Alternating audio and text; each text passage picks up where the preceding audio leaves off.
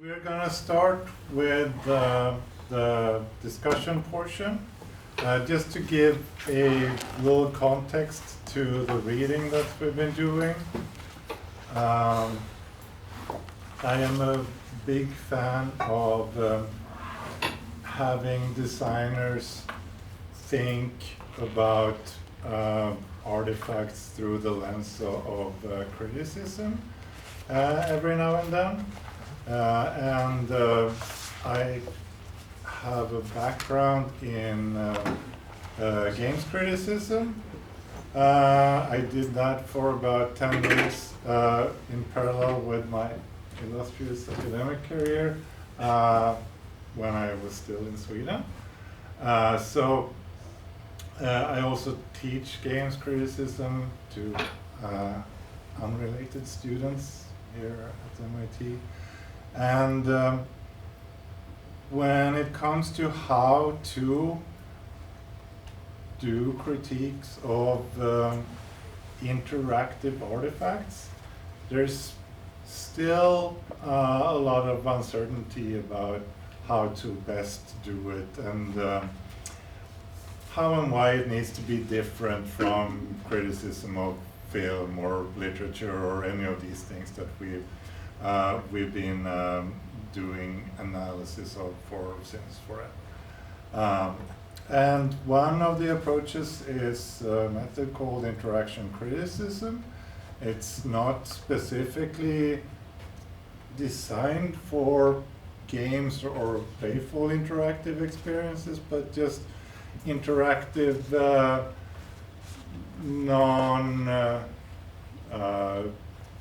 production related artifacts in general.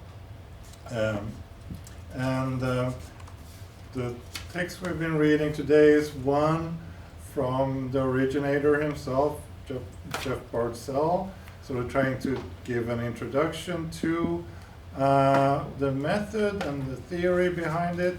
And the other one is him and two other interaction design and media studies scholars trying to apply interaction criticism to a particular cultural artifact and through different lenses and seeing what they come up with and whether that's interesting and fruitful. So with that said, let's start with the one called interaction criticism and introduction to the practice and put keywords on the whiteboard.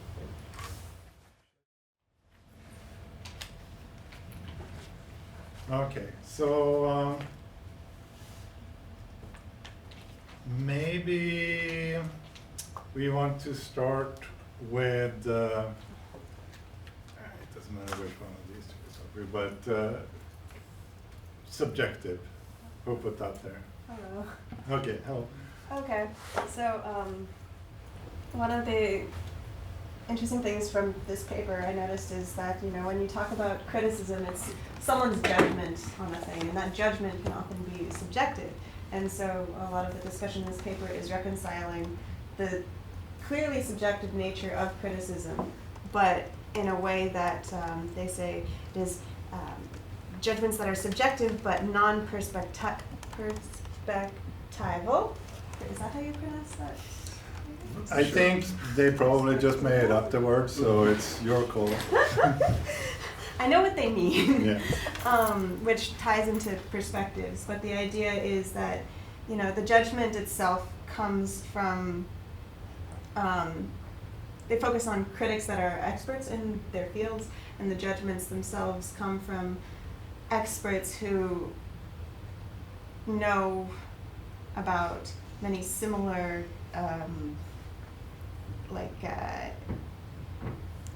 types of interaction, I would say. I don't want to say games because it doesn't say games. Yeah, no, he clearly sort of skirts. Yeah. So just to interrupt a little bit, specifically Löfgren, who is one of the people who are applying it in the second paper, has said that the only professional practice of interaction criticism is games criticism. Oh. We don't have any other sort of interactive art form that's sort of strong enough to have people get paid to do this kind of criticism. So for better or worse, that's kind of what we have to look to as an example. But especially Bartzell, I think, is very critical to how games criticism is currently done, and thinks that there's a lot to learn from other critical practices. And he comes from a background in those areas. So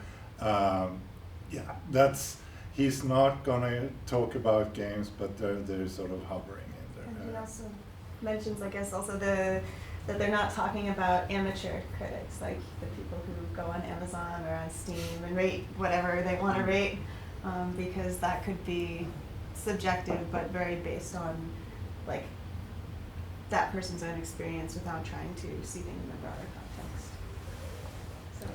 So to begin with, what do we think of this idea of somehow more rigorous subjectivity?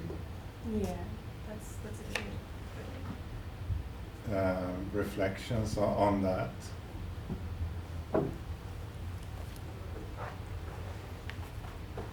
Yes. I put aesthetics, and so it's very similar to what we're talking about right now.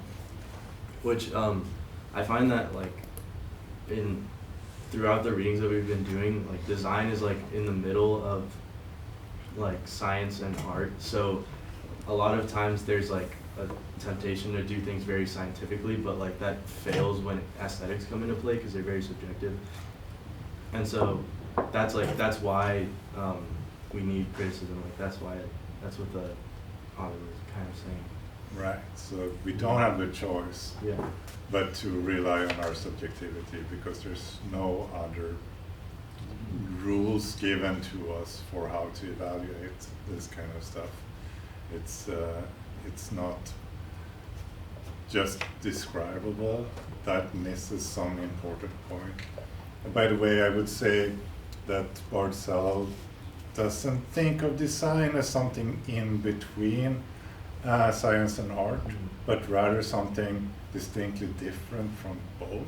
So he wants it to be its own thing. But yes, clearly all the sources that he is borrowing on when he's creating this method come from one or the other. So there's that. Yeah. But yes, and those were the sort of word pair I was thinking of when I said we could start in either end. But then what goes into this expertise that he talks about? How do we justify that someone's subjective opinion of something weighs heavier than someone else's? What makes up for the difference between a critic and someone on Amazon? Well, knowledge about the field and having a very broad experience, and well, I guess the people who you're critiquing or who are reading the critiques, knowing that you have that broad experience. Someone that got an espresso machine off Amazon might leave a terrible review being like, oh, it didn't just instantly make me coffee, 1 star, because they don't understand how the espresso machine works, or like what the different like grades might be, or how any of the different pieces of the process work, whereas the critic who will have value behind what they say understands the whole field and how this has, what place it has and what the context of it and like other good works in the field are. Right. So good examples is one of those things that are often highlighted in design educations, and I probably have said the word a couple of times during the semester as well. So the way we educate ourselves in design is often looking at what has been established as good examples. And they're good just because someone decided they were good. There's nothing in nature determining that they're good other than ourselves and our community. But that has an important role. I would say within games criticism, there's nothing that speaks as loud as having this almost database knowledge of the history of video games when you get interviewed for writing for a website or a journal or something, magazine I should say, that's what they question you on.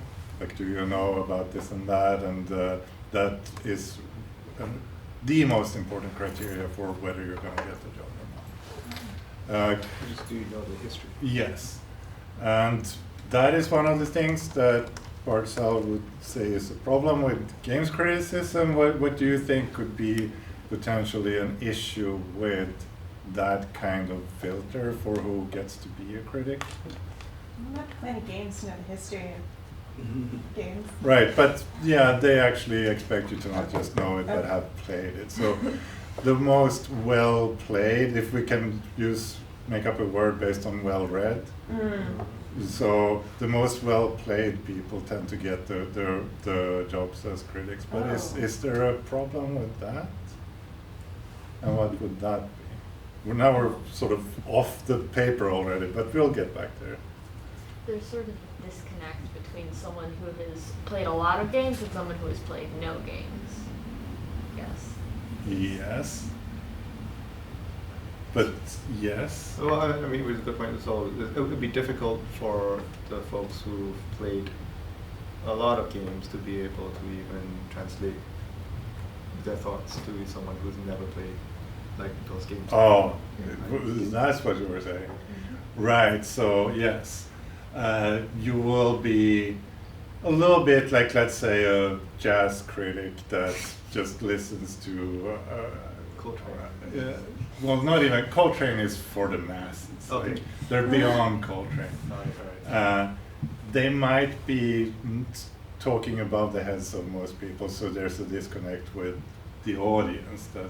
So that might just make the criticism very insular and not really sort of reach the audience who might be interested in evaluation of these cultural artifacts. So that's, I think, is a very, very good point.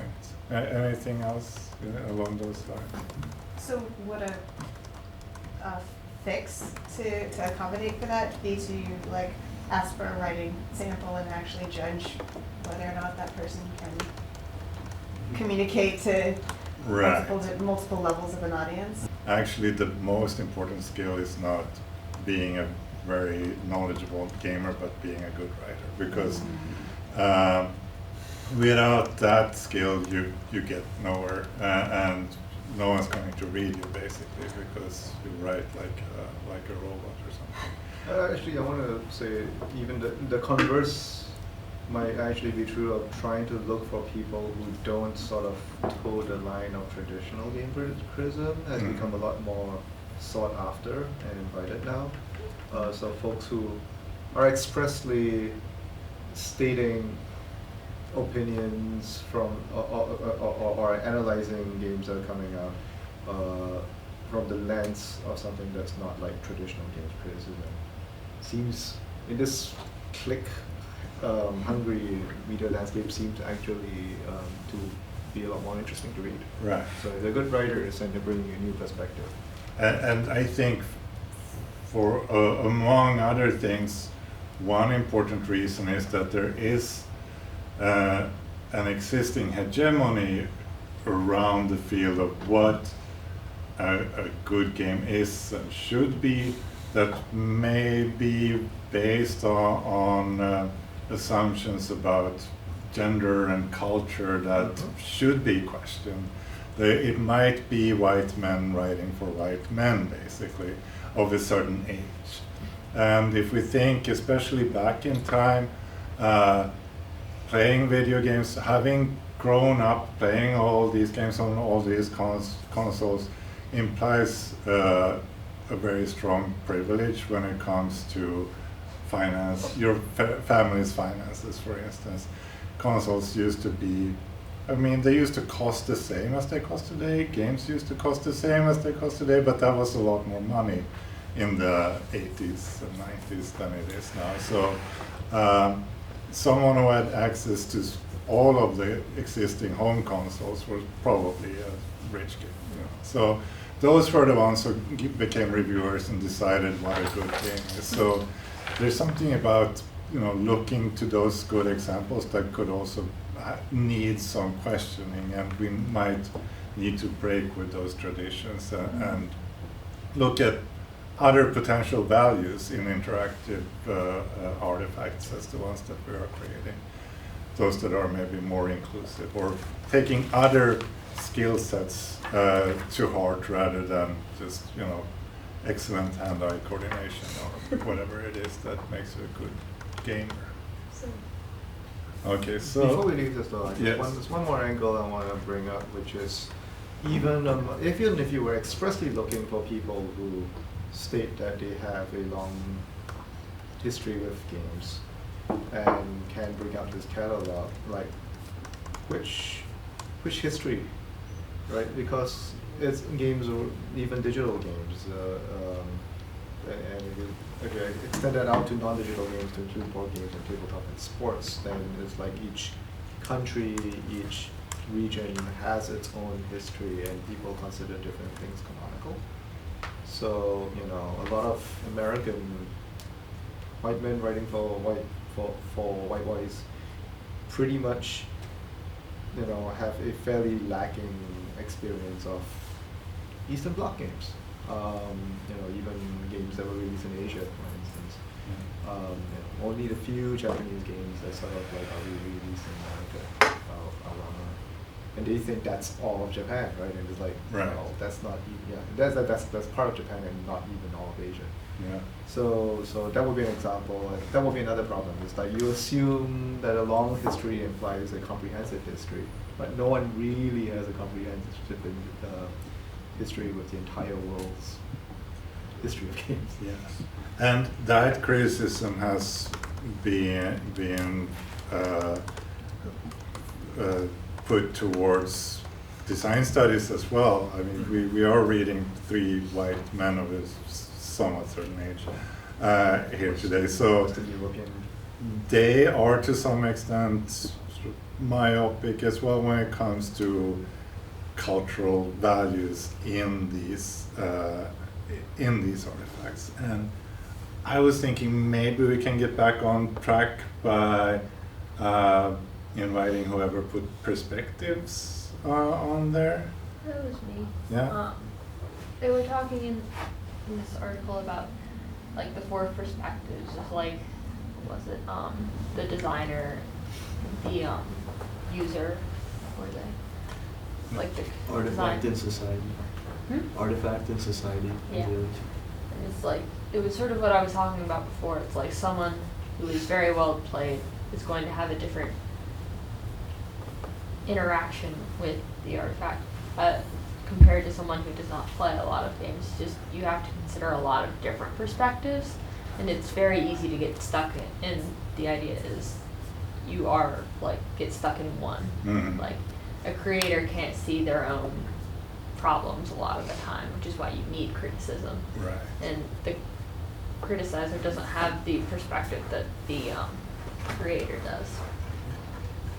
So that's one of the reasons we have criticism is to try to improve whatever field we are critiquing. So it's supposed to be a help for the designers to see things that they can't see themselves as well. And what I would do, if this was a longer class, I would have you write up critiques of each other's work, but we have so much work to do, so we don't quite have time for it, so I don't want to sort of burden you with that. But it is a very interesting exercise because you instantly see that people see things in the thing you've been making that you didn't see yourself, and you thought you saw all of it because you're so engaged with it all the time. This is also something that breaks with tradition of old school literary theory, which used to be very heavily focused on artifacts. So you wanted to just look at the text and see what the meaning of the text really is. It comes from religious studies of trying to figure out, what the Bible is telling us to do or something like that. But that was what the academic study of literature used to be as well. What is the author's intentions with this text, and try to sort of just reverse engineer that. Nowadays, we read, and we can talk about all kinds of artifacts as texts. It seems a little weird to do that, call a game a text, for instance, but if you think of the Latin origin of the word, which textere basically means more like a texture, like something that's woven together, then it's easier to talk and think about things as texts other than written words on a page. So when we interpret texts now through interaction criticism, for instance, we very much take into account the context it is used in, because we think that there isn't just one meaning of a cultural artifact. It actually changes meaning depending on who is interacting with it and under which circumstances.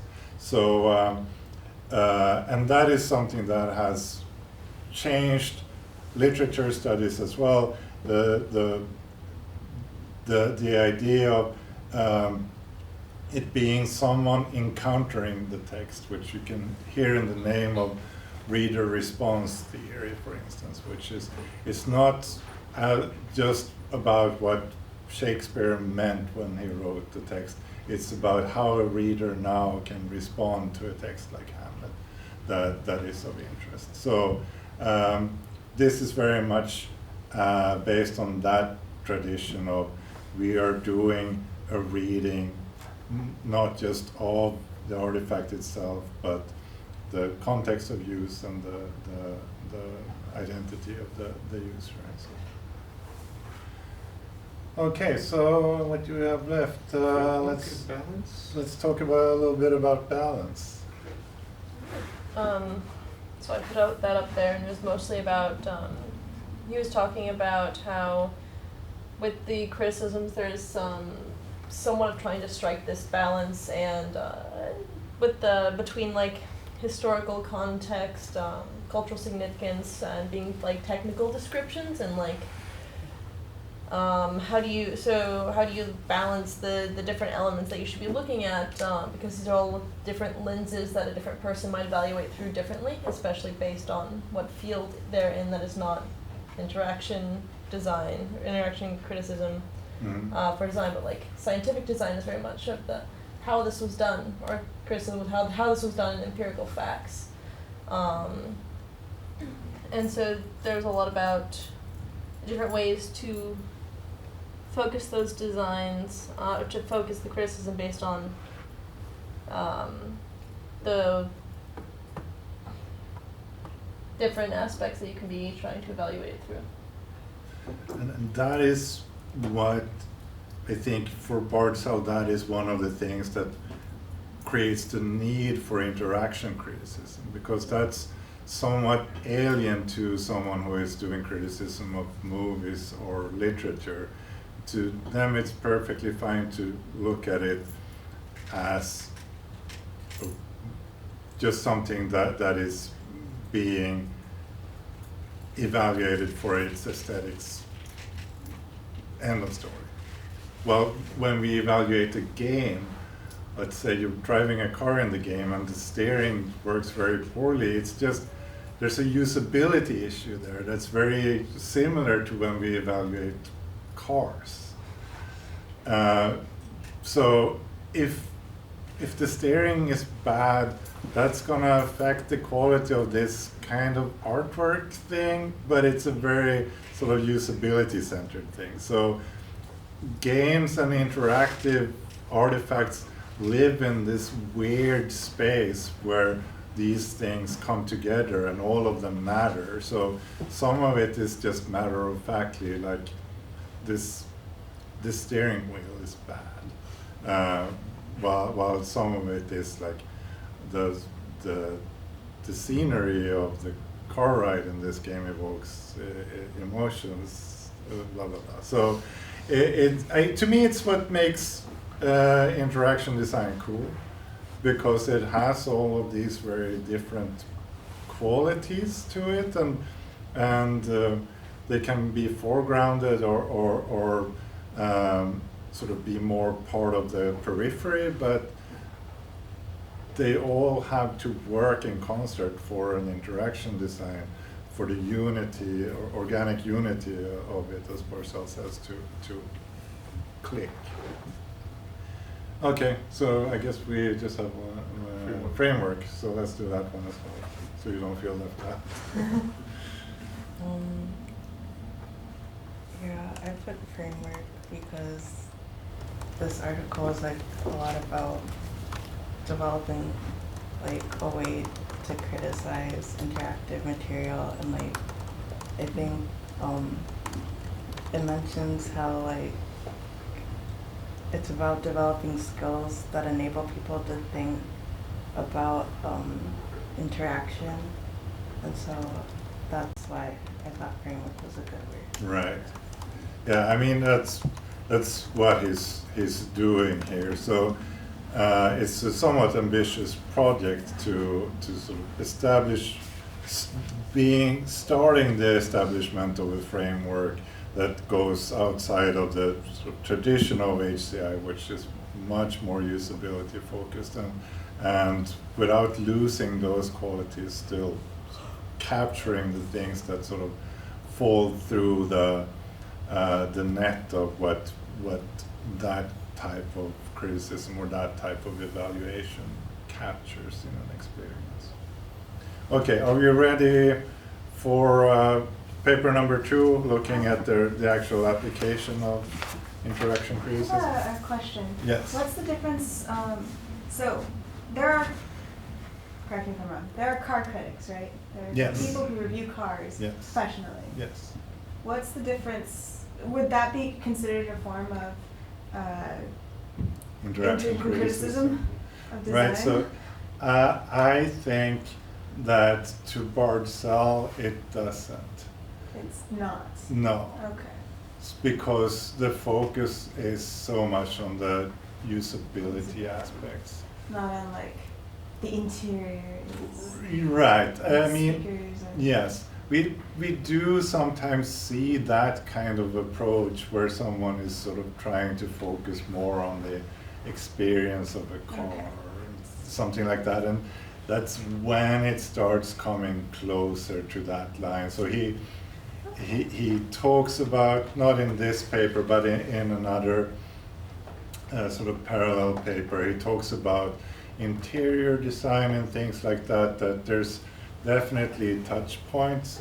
And when we start talking about stuff like the sound design of, what sound a car door makes when it closes, that's very carefully designed nowadays. And that is part of the aesthetic experience So of there's the car. like, going back to balance, there could be like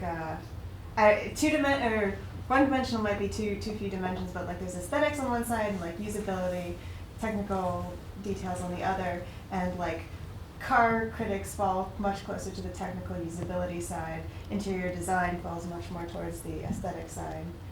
Right. That sort of.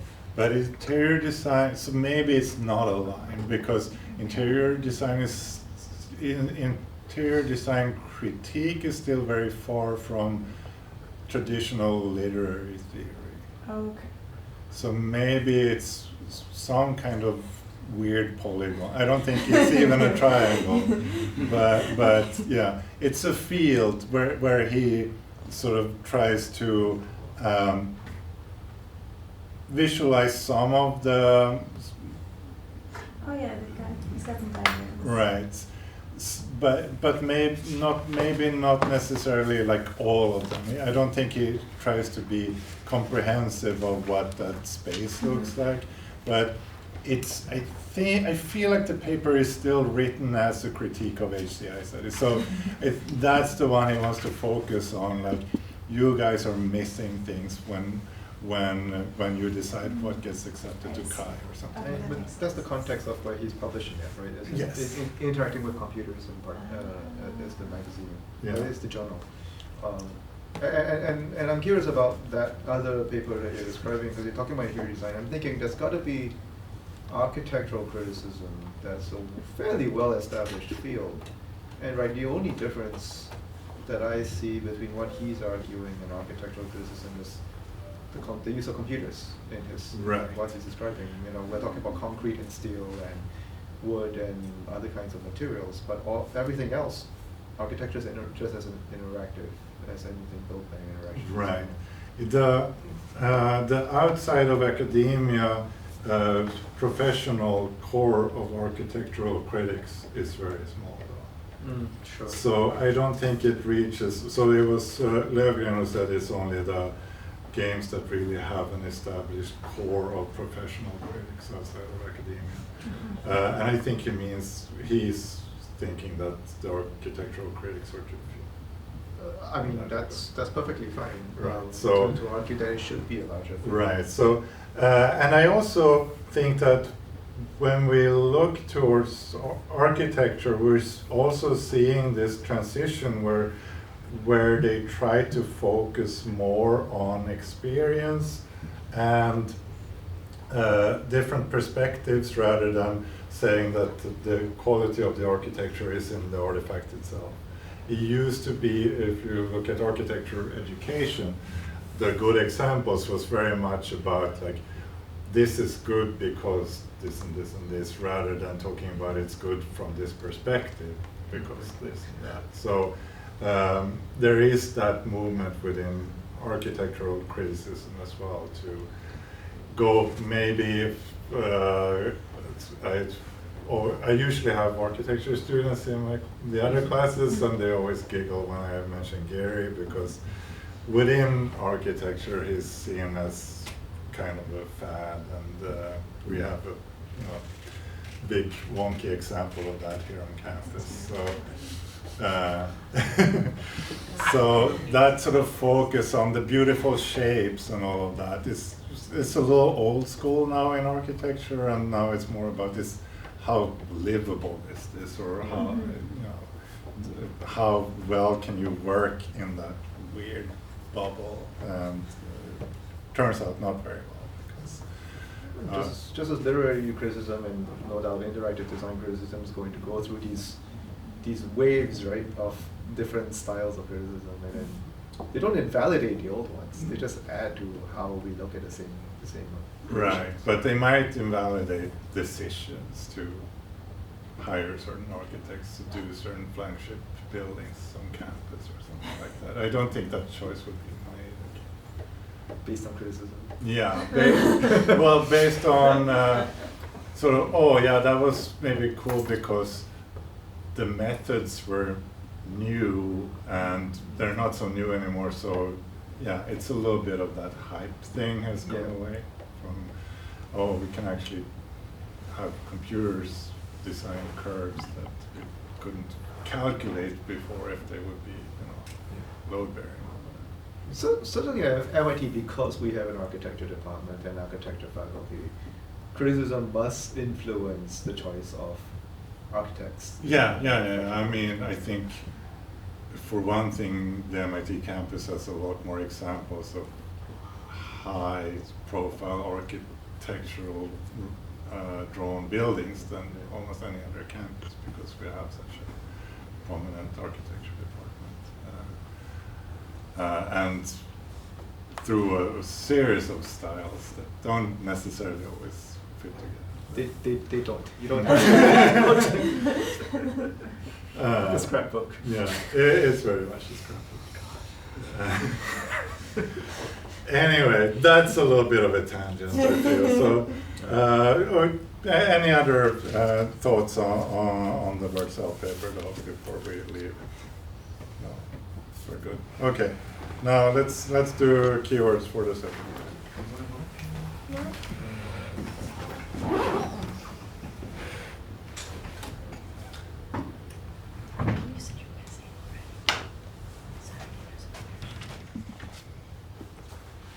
Okay, so I'm tempted to, we had perspectives in the last paper, and now we have lenses.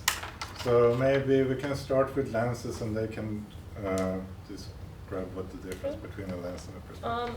So I specifically said lenses because perspectives can mean personal perspectives. Like you might have a very different perspective of the game than I do because of our personal like backgrounds and likes and whatnot. But with the lenses are more, you're viewing this through a performance-based lens, you're viewing this through an interaction-based lens, you're viewing this through the context of a particular thing, not through the so it's perspectives can be that, but it can also be through yourself or through how a user or like how through certain people might feel, which is why I specifically said lenses. Right. Yeah, and I think that's spot on what they mean as well. It's more like I as a person choose to put on this lens a little bit like you might switch the lens for your camera for a particular purpose. Okay, so what did you have more to say about your word? Yeah, so one of the big like things is he's talking about in this paper is how through different lenses the same thing can be viewed in like very different lights or very different ways or like come out very differently in the criticism. So he has like, you know, the three different criticism points of Maeve, and is saying at the end about how just because of these lenses, the criticism of of like either the interaction, the performance, or the users comes through differently. Mm-hmm. Yeah, I think we should be able to jump to almost any of the words from there. Let's maybe do interface first. Okay, so one of my favorite sentences in this article is that form and content, interface and information are inseparable. And this interface is describes how you interact with the information that's being presented to you and can greatly influence how you interpret the information that is presented to you. They use, as an example, I think it was like a Java applet, the word synonym finder, this visual synonym finder. I actually have a memory of using this way back in the early internet days, of having it like be this bubble on the screen and. Well, early World Wide Web days. Yeah. Internet, you weren't around. No, That was around. that's true. Excuse me, that is what I meant. Back in the days when dial-up was a thing. Mm-hmm. So that, I remembered that experience, and so that was, the way that they frame it is, that experience of seeing words in connection to other words and how they relate to each other and being able to make these hops, these maybe small hops, but end up very far away from the word that you started, makes language more fluid instead of like when you read a dictionary, which has basically the same information. It contains words and what they mean, but it's presented in this very logical, strict manner. And similarly with this Maeve project, you can think of it as, oh, you just have a collection of files on different, I think it's like it's architectural, this architectural project, and you could like click through the files or something, have it on your computer screen, but now they've turned it into basically the users of the system are performers. What they choose to view gets presented on a larger screen, and they also get to see how their, like the cards that they choose relate to things that other users are choosing.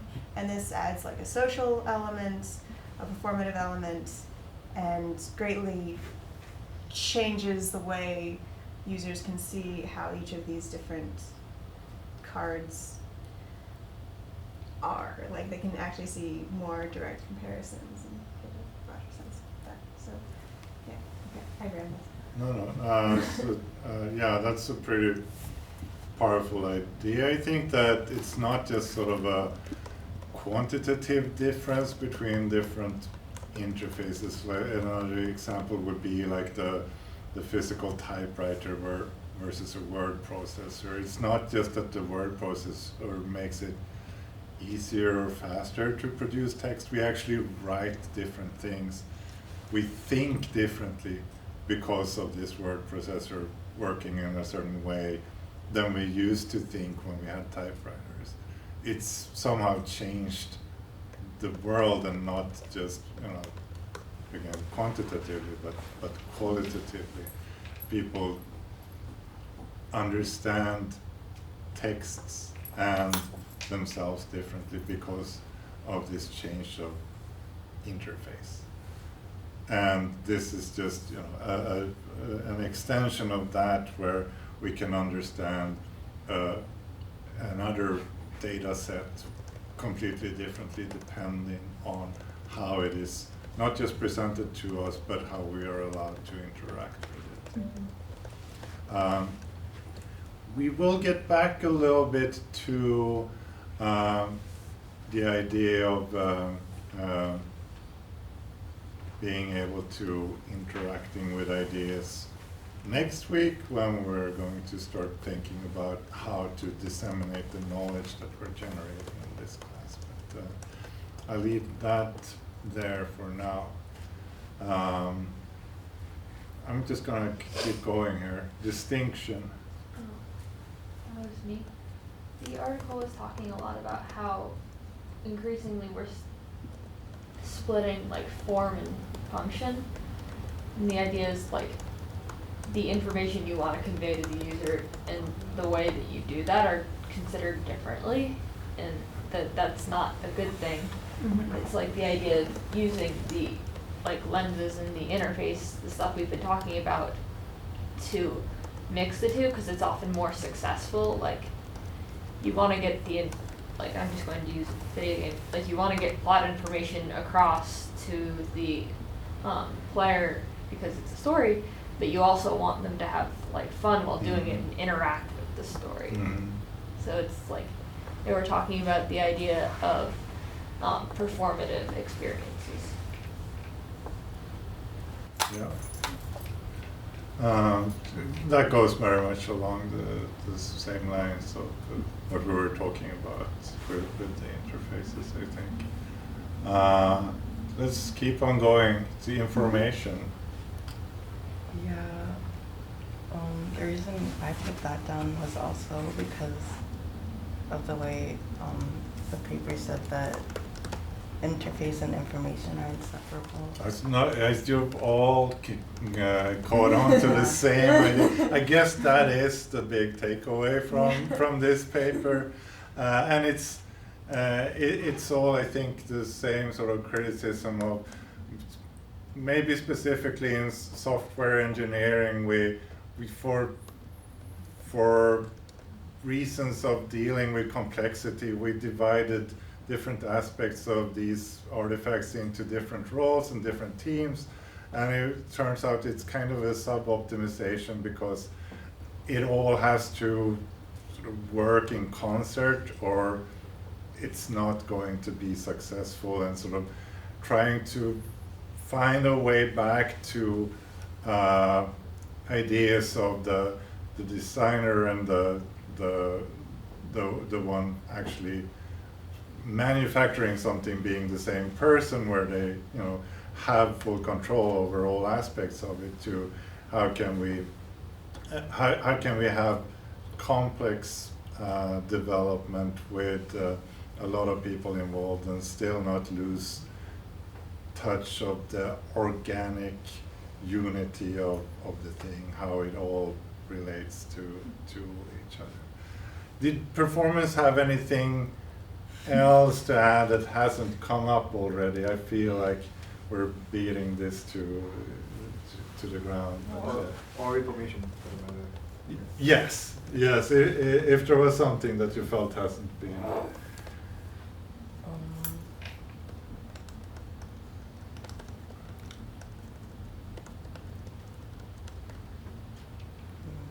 Well, I guess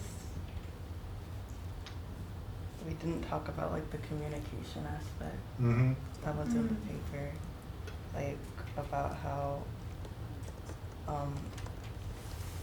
the user's in the loop of like application, but also now with like social media, you're also communicating things to other people.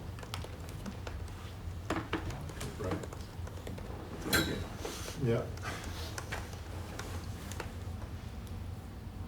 And performance, did you have something to add? I don't know if I have much more to add, but I just thought it was really interesting because or at least when I'm designing, I think of my users like in a vacuum kind of, or if it's like a multiplayer experience, then I think of them working together, but I had never thought of someone being performant or as a user.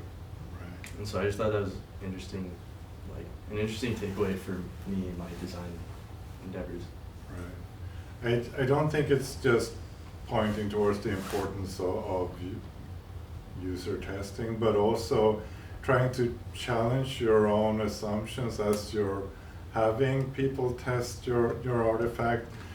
Again, it's the things we create are babies, and we tend to sort of cradle them a little sort of hard sometimes, and we want people to get how we intended them to be used, and then we might be less open to seeing where the users or the participants actually subvert our intentions but still make interesting use of the artifacts, and that is something that we could actually benefit from allowing and allowing ourselves to see.